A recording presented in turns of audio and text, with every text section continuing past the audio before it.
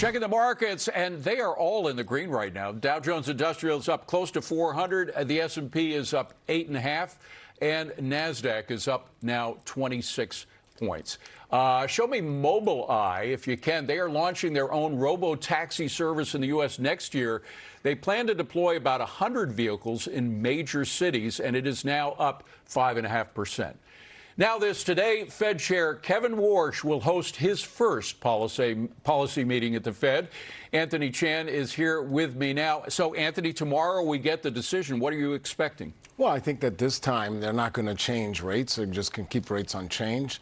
But there is some good news. The good news is that oil prices are dropping, and they might continue to drop if we get this deal. So it'll make Kevin Warsh's job a lot easier. He's certainly qualified for the job, one of the best people that the president could have selected, and I think he will do an excellent job as he looks at the big picture. He's not just going to look at one mandate, he's going to look at both mandates. But right now, the unemployment rate is exactly where you want it to be.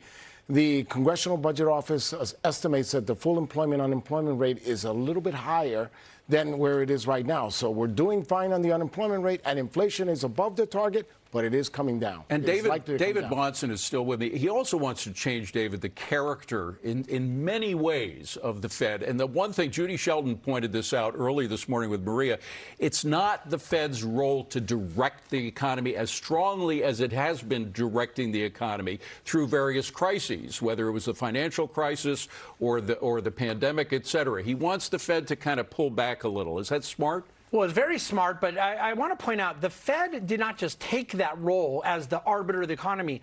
Congress gave it to him. The executive branch gave it to him. Absolutely You know, true. the media has crowned Greenspan and Bernanke and these guys as having this huge role. They're supposed to be a lender of last resort. They're supposed to have a very humble role in the economy. Kevin Warsh gets that. I worked with him at Morgan Stanley. I believe that he has a tremendous understanding of where the Fed needs to go, but he's not going to try to do it all at once. That's another key thing. It could be too radical if he takes big steps quickly that there's a big pushback on. He's going to do this methodically. He's a smart actor. And Anthony, he does not believe in the fabled Phillips curve the way a lot of the economists at the Fed do. That is to say that growth is the enemy of the Fed, that growth immediately means you'll have an increase in inflation. He doesn't buy that, right? No, he doesn't buy it. And in fact, if we get that strong productivity growth, I just recently wrote a Substack article looking at all the regimes all the way back to Alan Greenspan and even before Arthur Burns. And he's got his work cut out for him, because if inflation is coming down, then you don't have to worry about a little bit faster growth.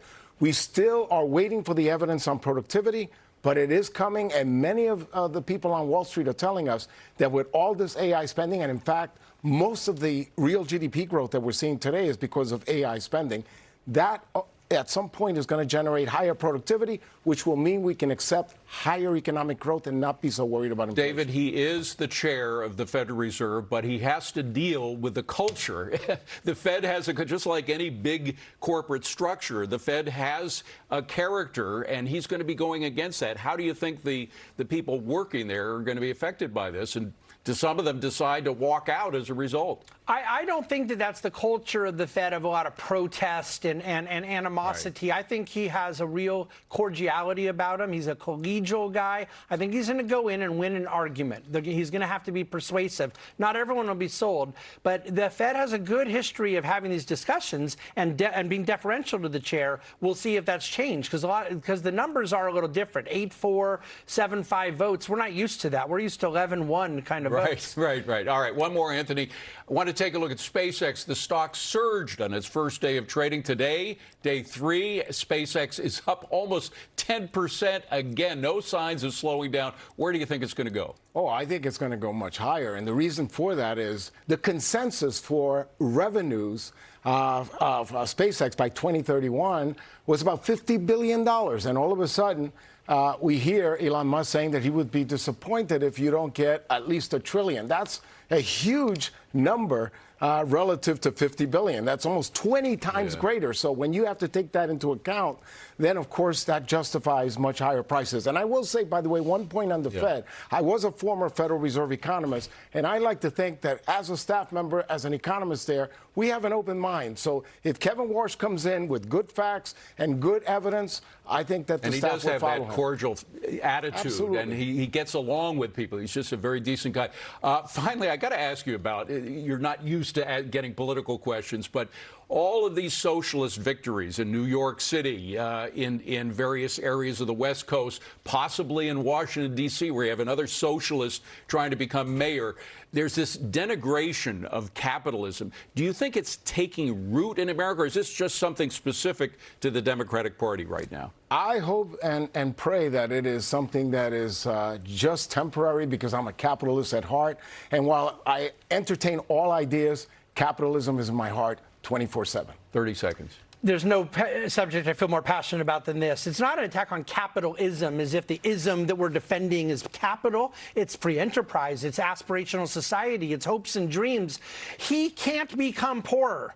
Elon Musk cannot become poor without other people becoming poor, without taking away jobs and opportunities and growth for all the people that work for him, for the customers of the business. The way you get wealthy is creating value for others, period. Why don't they understand this? Strong letter to follow.